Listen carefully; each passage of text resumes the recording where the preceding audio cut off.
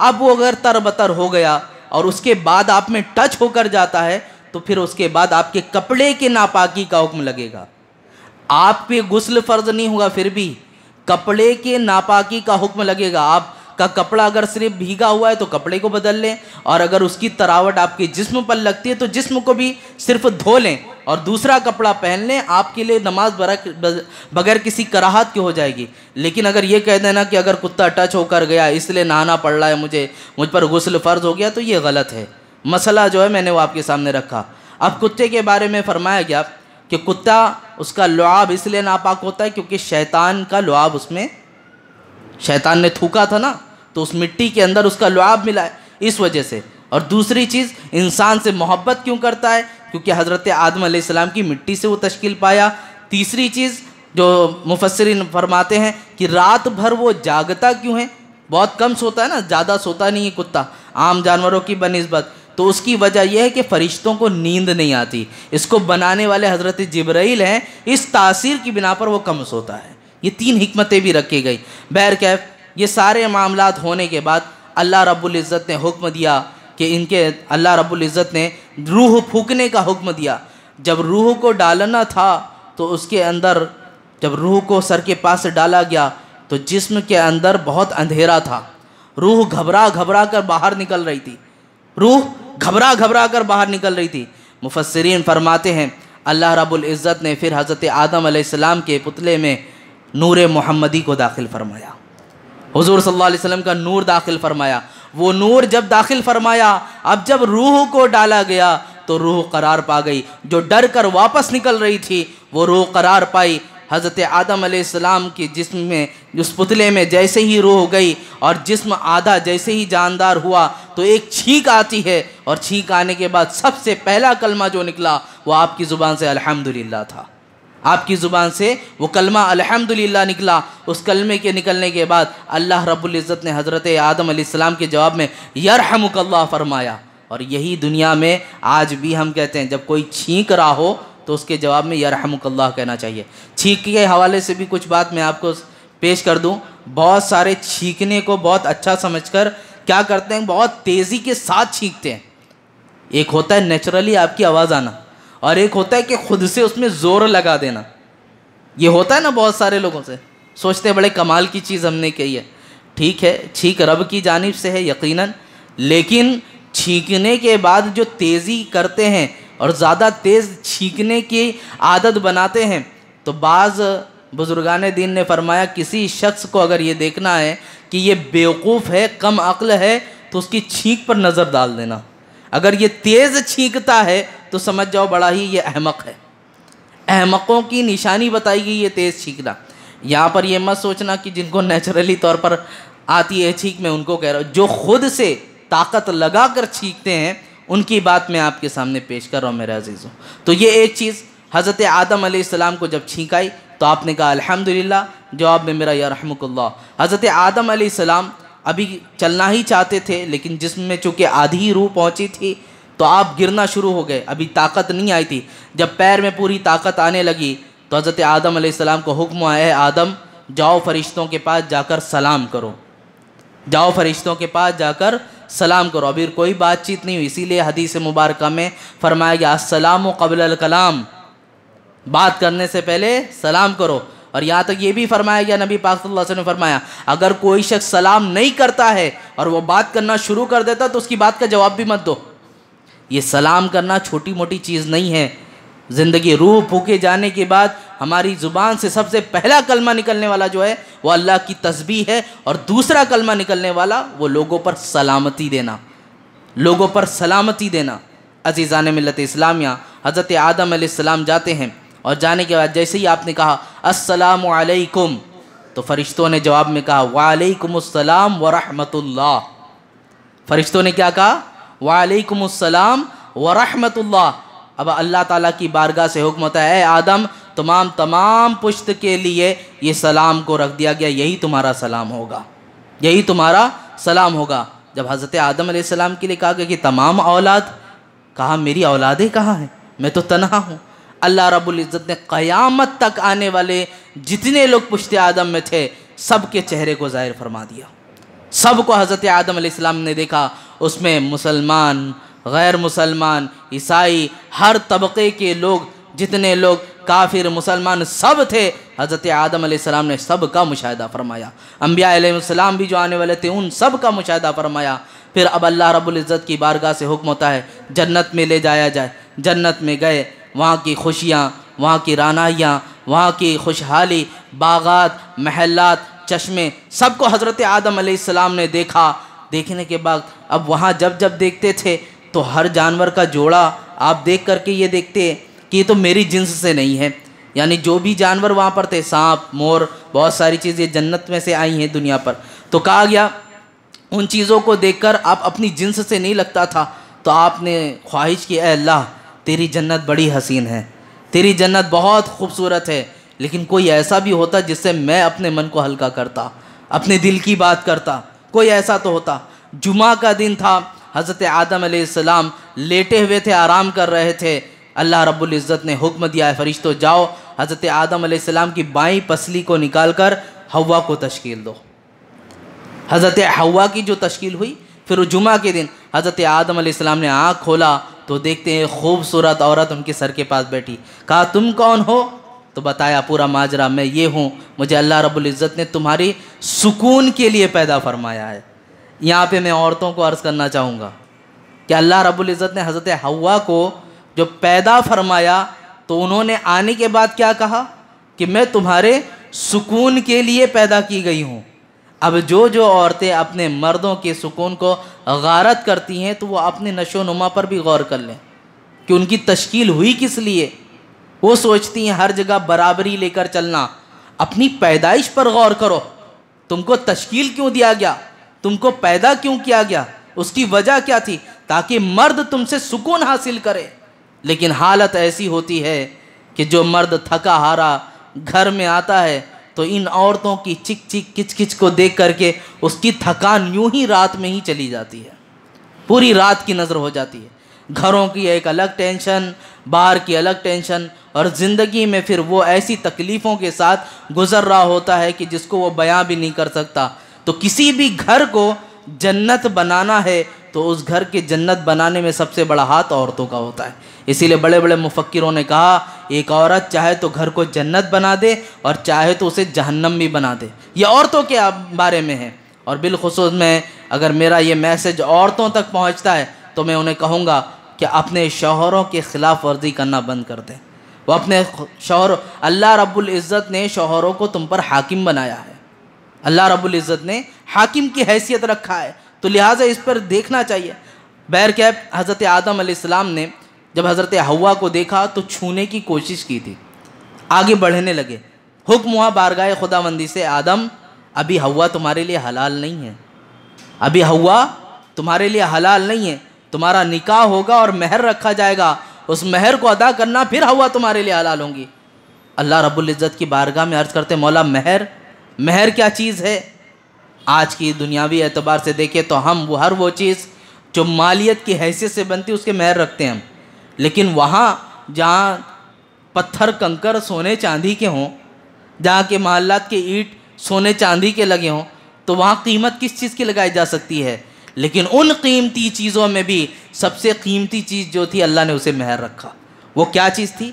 हुक्म होता है आदम तुम्हारा निकाह पढ़ाया जाएगा, फरिश्ते तुम्हारे गवाह बनेंगे और महर के तौर पर तुम्हें एक रिवायत में 3 बार, एक रिवायत में 10 बार और एक जगह पर 18 बार भी ये लिखा हुआ है कि तुम इतनी बार तुम्हारी पुश्त में आने वाला एक आखिरी नबी होगा उसके ऊपर दुरूद पढ़ दो, तुम्हारी जानिब से महर अदा हो जाएगा और हव्वा तुम्हारे लिए हलाल हो जाएगी। जो लोग ये बोलते हैं कि दुरूद के ख़िलाफ़ जाना, कहाँ खड़े होकर सलाम पढ़ते हो, कहाँ खड़े होकर दुरूद पढ़ते हो?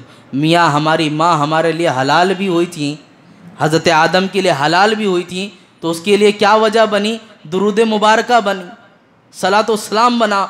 मेरे अजीज़ों, तो ये दुरूद मुबारका 18 मरतबा या 10 मरतबा या 3 मरतबा दुरूद शरीफ पढ़कर महर रखा गया। आज भी बहुत सारे लोग निकाह करते हैं और मैं अक्सर निकाह की तकरीब में ये बात अर्ज़ भी करता हूँ, दुनियावी महर तो हम अदा कर देते हैं और महर के मामला तो अल्लाह की पनाह। दिन ब दिन ये भी ऐसा फितना बनता जा रहा है, लोगों के दरमियान एक मसला पता चल गया कि महर को माफ़ करा सकते हैं तो पहले देने की नीयत तो नहीं होती, माफ़ कराने की नीयत पहले हो जाती है दिमाग में कि अब माफ़ तो करा लेंगे। अब लोगों को दिखाने के लिए 1 लाख महर रख दिया, 1.5 लाख महर रख दिया, 50,000 महर रख दिया। और देना कब है? महर मौखर है, जब दिल में आएगा तब देंगे। और देंगे कब? हुजरे में जाने के बाद बीबी से कहेंगे मेरा जो महर तो बहुत ज़्यादा है, माफ़ कर दो इसको। तो अज़ीज़ान मिल्लत इस्लाम, या महर की एक बारीक सी बात मैं आपके सामने बताता हूँ। वो मर्द जो अपने निकाह के वक्त महर को मुकर्रर करते हैं और अपनी ज़िंदगी यूं ही गुजारते रहते हैं, उन्होंने महर को अदा नहीं किया, खुदा ना खास्ता अगर उनका इंतकाल इसी हालत में हो जाता है तो फुक़हा फरमाते हैं उसकी पूरी ज़िंदगी ज़ानिया की ज़िंदगी लिखी जा रही है। उसने अपनी बीवी के साथ जो ताल्लुक़ रखा वो ज़िना का ताल्लुक़ कहलाया जाएगा। ये बहुत सख्त चीज़ है मेरे अजीज़ों। तो बात मैंने जो आपके सामने अर्ज़ करनी थी वो बात ये थी कि जिस तरह दुनियावी महर हम अदा करते हैं, हुजरे अरूसी में जब हम जा रहे हों तो हमारा मामला यही होना चाहिए। हुजरे अरूसी में पहुंचने के बाद, यानी बीवी के पास जब हम खलवत में जाते हैं तो वहाँ जाने के बाद उससे कहे दुनियावी महर तो मैंने अदा कर दिया, अब ये जन्नती महर भी मेरी जानिब से है। 100 मरतबा कम से कम नबी पाक सल्लल्लाहु अलैहि वसल्लम की बारगाह में दुरूद पढ़ें और ये नियत से पढ़ें कि ये मेरे बीवी की जानिब से है, ये मेरी बीवी की जानिब से। आप करके देखें तो मियाँ बीवी के ताल्लुकात और जो ख़राबियाँ और जो फितने फसाद नज़र आते हैं वो सारी चीज़ों से छुटकारा आपको मिलता नज़र आएगा। और मैं बिलखुसूस ये भी कहना चाहूँगा, जन्नत में हज़रत हव्वा की तशकील हुई और वहाँ निकाह हुआ। दुनिया के रिश्ते बहुत अजीम रिश्ते हैं। बात अगर की जाए रिश्तों की तो माँ बाप का रिश्ता अव्वल नंबर पर लाएंगे, और यकीनन माँ की मोहब्बत और बाप की शफ़क़त जैसी कोई चीज़ दुनिया में कोई बदल भी पेश नहीं कर सकता। उनके जैसी मोहब्बत करने वाली कोई दूसरी शख्सियत हो भी नहीं सकती। लेकिन बावजूद इसके माँ बाप का रिश्ता हो, भाई बहन का रिश्ता हो, चाचा मामा का रिश्ता हो, खाला फूफी का रिश्ता हो, ये जितने भी रिश्ते हैं इन सब को उठाकर देख लेना, ये सारे रिश्ते दुनिया में आकर बने। तन्हा एक रिश्ता ऐसा है जो जन्नत में तश्कील पाया, वो रिश्ता मियाँ बीवी का रिश्ता है। और इसी रिश्ते को आज सबसे ज़्यादा बदनाम किया जा रहा है, इसी रिश्ते को सबसे ज़्यादा हल्का समझा जा रहा है, इसी रिश्ते में सबसे ज़्यादा बुराई निकाली जा रही है। मेरे अजीज़ों, इसे हल्का मत समझो। अल्लाह ने उन औरतों को सुकून के लिए पैदा किया है। औरतों की जहाँ ज़िम्मेदारी है कि वो मर्दों का ख्याल रखें, इसी तरह मर्दों की भी ज़िम्मेदारी है कि वो औरतों के हुकूक भी अदा करें, उनका हर लिहाज से ख्याल रखें। बहुत सारे लोगों का मामला होता है कि निकाह में आ गई है, अब जो दिल में आए करे। बाहर अगर 4 गालियां भी खा लेता है तो जवाब नहीं देगा, सर झुका कर सुनकर चला आएगा। लेकिन यहाँ घर में आने के बाद खाने में नमक भी कम हो गया तो सारा गुस्सा उस पर निकाल दिया जाता है, सारी चीज़ें उस पर हो जाती हैं। मेरे अजीज़ों, ये हरगिज़ मत करो। यहाँ क्योंकि तुम सोचते हो हमें तो हाकिम बनाया गया है, ज़्यादा कुछ होगा तो हमारे पास तलाक की एक हैसियत है, तलाक दे देंगे। जब देखो जब धमकाने रहना, उसको बोलते रहना, छोड़ दिया जाएगा, भेज दिया जाएगा घर पर। अब वो बेचारी बच्ची भी माँ बाप का चेहरा देखकर, कितनी मेहनत व मशक्क़त से बाप ने शादी की, इतने सारे जहेज़ इकट्ठा किए, सारी चीज़ों को करने के बाद वो बाप मुझे भेजा, मैं वापस उस घर में जाऊंगी फिर बोझ बन जाऊंगी। इसलिए उस बेटी की हालत भी ऐसी होती है कि वो पलटकर जवाब नहीं देती, कुछ कह नहीं सकती, सारी चीज़ों को बर्दाश्त करती है। और ये मर्द सोचता है इसके साथ जो करना है कर लो, कहाँ जाएगी ये तो अब तो मेरे ताबे है, जो बोलना है बोल जाओ। मेरे अजीज़ों, जिस तरह बीवी के बारे में यह है कि आप मुस्कुरा कर उसको एक लुक़मा खिलाते हैं, अल्लाह रब्बुल इज़्ज़त सदक़े का सवाब देता है। इसी तरह अगर आप उससे तुर्शरुई से बात करेंगे, उसके हुकूक को अदा ना करेंगे, कल बरोज़े महशर उस पर भी गिरफ्त की जाएगी, इस पर भी गिरफ्त होगी। इसलिए अपनी बीवियों का ख्याल रखें दोनों तरफ से। हमेशा मैं एक चीज़ कहता हूँ, मियाँ बीवी के रिश्ते गाड़ी के 2 टायर के जैसे होते हैं। एक टायर आगे की तरफ चल रहा हो तो दूसरे को भी, पीछे वाले को भी आगे की तरफ जाना पड़ेगा, तब गाड़ी आगे बढ़ेगी। दोनों अलग अलग सिमत में जाएंगे तो गाड़ी वहीं की वहीं रहेगी, नहीं तो ख़राब हो जाएगी।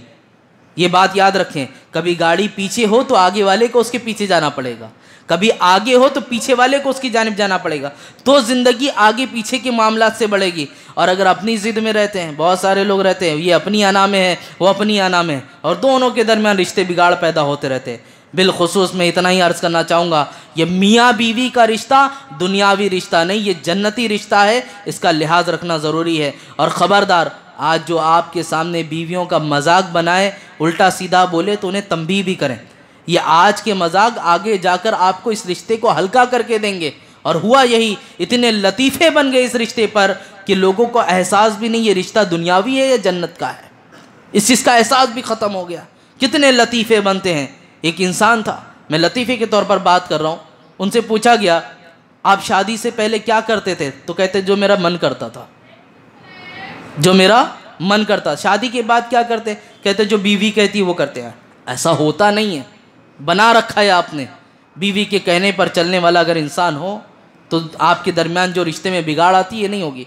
और हाँ, बहुत सी बारीकियां हैं इसके अंदर मेरे अजीज़ों, बहुत सी बारीकियां। आप अगर ताबेदार होते हैं तो माँ बाप के ख़िलाफ़ जाते हैं, अगर ताबेदारी नहीं करते तो बीवी के ख़िलाफ़ जाते हैं। तो इसके बहुत हिकमत के तहत मामलात करने पड़ते हैं। ऐसे मामलात इख्तियार करना चाहिए। मैं बताता हूँ आपको ज़िंदगी के तजुर्बात में से।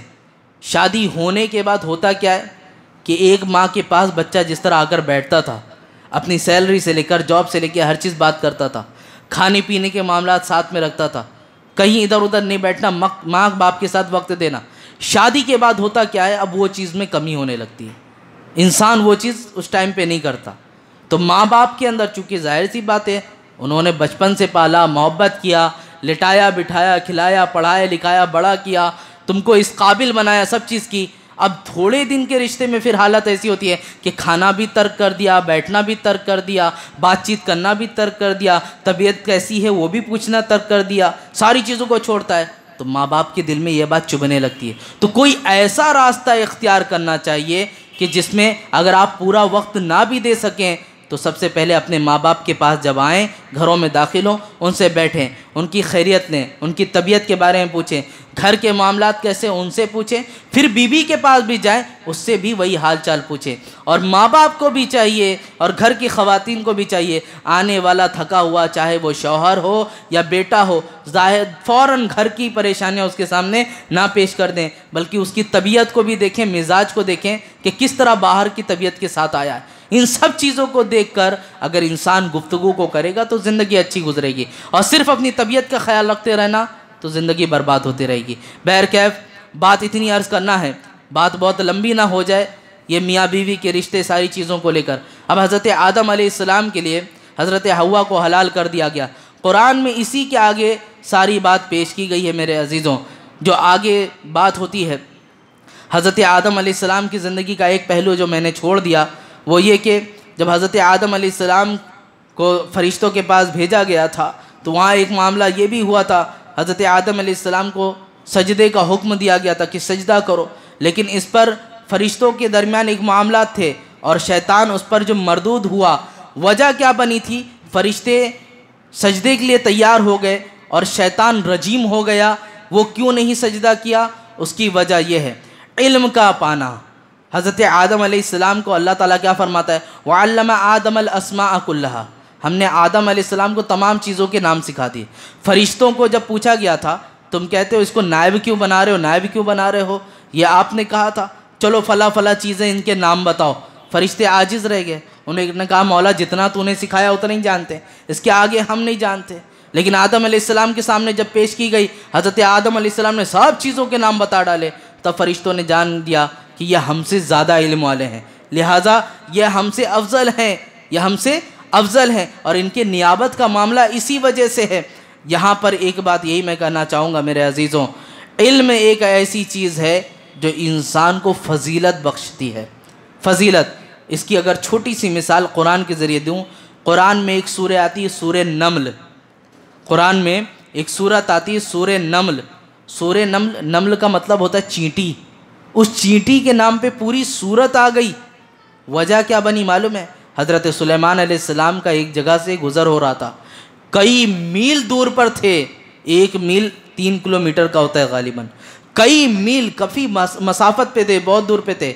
ये चींटियों की सरदार साथ में जा रही थी अपने लश्कर को लेकर। इसने कहा जल्दी जल्दी अपने सुराख में जाओ, हज़रत सुलेमान अलैहिस्सलाम अपने लश्कर के साथ आ रहे हैं, कहीं ऐसा ना हो कि हम रौंद दिए जाएं, यानी अनजाने में रौंद दिए जाएं। इधर चींटी बात कर रही है और कुरान में है हज़रत सुलेमान अलैहिस्सलाम अपने घोड़े पे बैठकर इन तमाम गुफ्तगू को समात करके मुस्कुरा रहे हैं। इस चीज़ को समात करके मुस्कुरा रहे हैं। तो जो नबी है उसको इतनी ताकत है, सैयदुल अंबिया है, उनकी समात का आलम क्या होगा। अब जब हम खड़े होते हैं और ये कहते हैं मुस्तफ़ा जाने रहमत पे लाखों सलाम, शमए हिदायत पे लाखों सलाम, ये जो सलाम कह रहे होते हैं और जो आला हज़रत ने अक़ीदा दिया हमें कि दूर और नज़दीक के सुनने वाले वो काने लाले करामत पे लाखों सलाम, वो यूं ही नहीं है। जब एक नबी की ये समाअत है कि चींटी की आवाज़ सुन सकती है, लाओ बड़ी से बड़ी मशीन टेक्नोलॉजी और लाकर पूछो कि हर चीज़ों का तुमने आवाज़ सुन लिया होगा, चींटी की भी आवाज़ जूम करके सुनकर बताओ ज़रा कैसे बोल रही होती हैं, क्या आवाज़ होती है, कभी नहीं सुनकर बताएंगे। आपने मक्खियों को सुना होगा, आपने दीगर तमाम मखलूक़ात की आवाज़ सुनी होगी, लेकिन आज तक चींटी की आवाज़ नहीं सुनी होगी, इसकी आवाज़ कैसी होती है। लेकिन कुर्बान जाए अल्लाह के नबी पर, घोड़े पर बैठे हैं, बात क्या की जा रही है, उन सब चीज़ को समात फरमा रहे हैं और मुस्कुरा रहे हैं। अल्लाह रब्बुल इज़्ज़त ने हज़रत सुलेमान अलैहिस्सलाम के अदब में उन चींटियों का रास्ते से हट जाना इस तरह पसंद फरमा लिया कि कुरान में उनके नाम पर एक सूरह अता फरमा दी, कुरान में उस नाम पर एक सूरह अता फरमा दी। तो चींटी का जान जाना, चींटी का इस बात का इल्म होना कि सुलेमान अलैहिस्सलाम आ रहे हैं, इस जानने की वजह से ये फजीलत अता की गई है। जानने का नाम ही तो इल्म है। तो मेरे अजीज़ों, ये आलिम का जो आबिदों पर फजीलत दी जाती है वो ऐसे ही नहीं है। नबी पाक सल्लल्लाहु अलैहि वसल्लम ने फरमाया, एक आबिद रात भर खड़े होकर इबादत करता रहे, वहीं एक दूसरा ऐसा शख्स जिसने एक मसला सीखा और सीख कर सो गया, जितना उस आबिद को सवाब नहीं मिलेगा, इस तालिब इल्म को एक मसला सीख कर सोने वाले को अल्लाह सवाब अता फरमाएगा। ये इल्म की फजीलत है मेरे अजीज़ों। इल्म को हल्का ना जानो, और इसीलिए कहा गया आलिमों को भी हल्का ना जानो, उनकी इज़्ज़त करना सीखो। उनके दरमियान के तनाज़े, उनके दरमियान के मामलात, आज जोहला का हाल ऐसा है कि वो उनके लिए कलाम करना शुरू कर देते, वो फ़लाँ ऐसे हैं, ये फ़लाँ ऐसे हैं। उलमा के दरमियान इख्तिलाफ़ात हमेशा रहे हैं, हर दौर में रहे। उनके इख्तिलाफ़ात उनके दरमियान छोड़ो, आप किसके पीछे चल रहे हो उतना देखते रहो, ये हुक्म है आपको। और अगर बहुत शौक़ है कलाम करने का, बहुत शौक़ है इस फील्ड में ज़बान को दराज करने का, तो आप भी इल्म सीख लो और आ जाओ, बैठ जाओ बहस व मुबाहिसा करने के लिए। ये तमाम चीज़ें हैं, लेकिन आलिम की इज़्ज़त करोगे, इल्म वालों से, आलिम से मोहब्बत करोगे, उनकी महफ़िलों में बैठोगे, तो यहाँ भी अजर मिलेगा और क़यामत में भी अजर मिलेगा।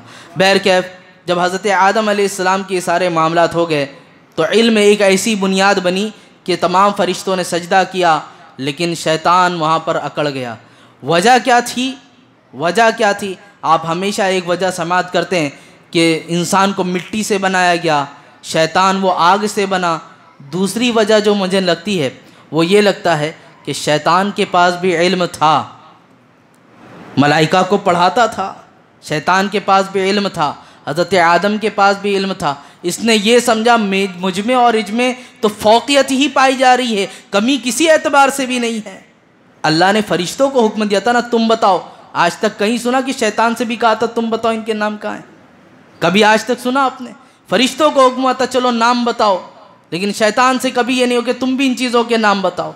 अज़ीज़ान मिल्लत इस्लामिया, हो सकता है ये मेरा तख़मीम एक गलत भी हो, लेकिन मेरा अपना इज्तिहाद है, ये मेरा अपना एक ख़याल है कि शैतान के बारे में मैंने किसी तफसीर में नहीं देखा कि उससे ये कहा गया हो कि तुम भी इन चीज़ों के नाम बताओ। वजह यह थी कि शैतान खुद मुअल्लिम मलाइका था, उनको पढ़ाता था।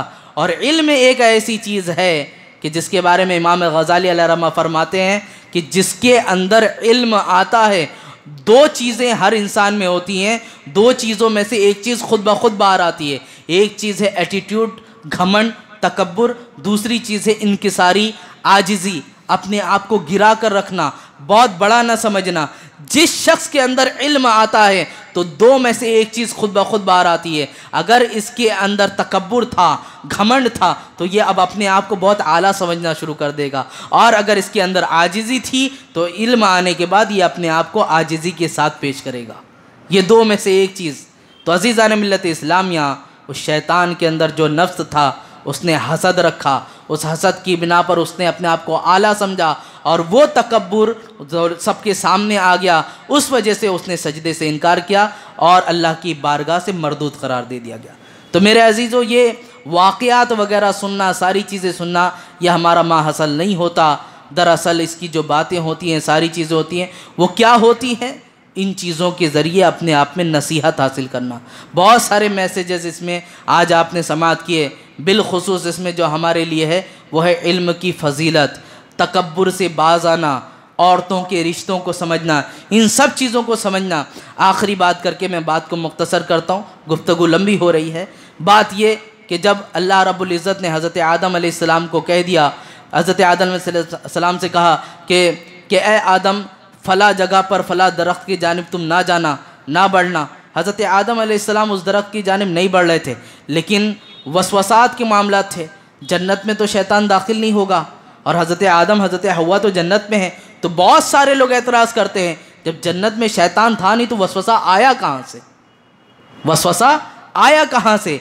तो इसके लिए कई सारी तफसीर में मैंने देखा तो ये बात लगता है कि शैतान दुनिया में ही था और यहाँ के ज़रिए वसवसात वहाँ तक डाला क्योंकि उसको इतनी ताकत थी, पहली चीज़। दूसरी चीज़ ये कि हज़रत आदम और हज़रत हव्वा सैर व तफरी करते करते जन्नत के दरवाजे तक जाते थे और ये जन्नत के बाहर ही खड़े होकर उनको वसवसे डालता था, ये भी कहा गया। तो उस वसवसे में क्या था? जिस दरख्त के पास जाने से मना किया गया था कि उस दरख्त के पास मत जाना, इसने वसवसा ये डाला कि उस दरख्त के पास मालूम है क्यों मना किया गया है? अगर उस दरख्त के पास जाओगे और उसका फल खा लोगे तो हमेशा फरिश्तों की तरह तुम भी ज़िंदा रहोगे, हमेशा फरिश्तों की तरह तुम्हारी भी उम्र रहेगी और तुम भी ज़िंदा रहोगे। अब हज़रत आदम अलैहिस्सलाम हज़रत हव्वा का मामला ऐसा था कि इनकी नीयत ये नहीं थी कि ज़िंदा रहना, बल्कि ये था कि जन्नत अल्लाह की सबसे करीब है, मैं यहाँ पर रह के रब से सबसे ज़्यादा करीब रहूँगा, ये मामला था उनका। अब जब जाते हैं और जाने के बाद वो फल था, बहुत सारी जगहों पे फल कहा गया, कुछ लोगों ने गंदुम कहा, अलग अलग रिवायतें। बहरकैफ जो चीज़ मना की गई थी उस मुमानियत की बिना पर जब उन चीज़ों को लिया आपने और तनाउल किया तो जो जन्नती लिबास था वो खुद ब खुद हट गया और शर्मगाह ज़ाहिर होने लगी। तो पत्ते को लेकर शर्मगाह छुपाने लगे। अल्लाह की रब्बुल इज़्ज़त की बारगाह से हुक्म होता है, क्या मैंने तुम्हें मना नहीं किया था उस जानिब जाने से? फिर अब ये नादिम व पशीमा होते। अब अल्लाह रब्बुल इज़्ज़त ने कहा अपनी पूरी ज़ुर्रियत को लेकर ज़मीन पर उतर जाओ। ये तो मसलियत इलाही थी। यहाँ पे एक मसला मैं ये भी कहता हूँ, हज़रत आदम अलैहिस्सलाम के लिए बहुत सारे लोग ज़ुबान को दराज़ करते हैं कि हज़रत आदम अलैहिस्सलाम से गलती हुई। गलती का लफ्ज़ भी मत कहना। बाद मुफस्सिरीन ने कहा अगर ये कहोगे गलती हुई तो ये बात कैसे होगी कि हज़रत अम्बिया अलैहिमुस्सलाम को अल्लाह रब्बुल इज़्ज़त ने मासूम अनिल ख़ता रखा है, उनसे गलती नहीं हो सकती। और यहाँ पर गलती कहेंगे तो कुफ्र तक मामला जाएगा, उनके लिए गलती। इसलिए एक लफ्ज़ दिया गया, वो लफ्ज़ है लग़्ज़िश। ये कहना कि लग़्ज़िश हुई है, उनसे लग़्ज़िश हुई है। और बहरकैफ़ ये सारी तो हिकमत के तहत था। और शैतान ने जो यहाँ लग़्ज़िश उनके ज़रिए करवाई उसकी वजह ये थी कि जिस तरह मैं अल्लाह की बारगाह से मरदूद हो गया इस नाफरमानी की वजह से, इस हुक्म को ना मानने की वजह से, यानी इस लग़्ज़िश की वजह से हज़रत आदम अलैहिस्सलाम भी अल्लाह की बारगाह से इसी तरह मरदूद हो जाए, नाउज़ बिल्लाह मिन ज़ालिक। उसकी ये प्लानिंग थी, लेकिन हुआ इसके ख़िलाफ़।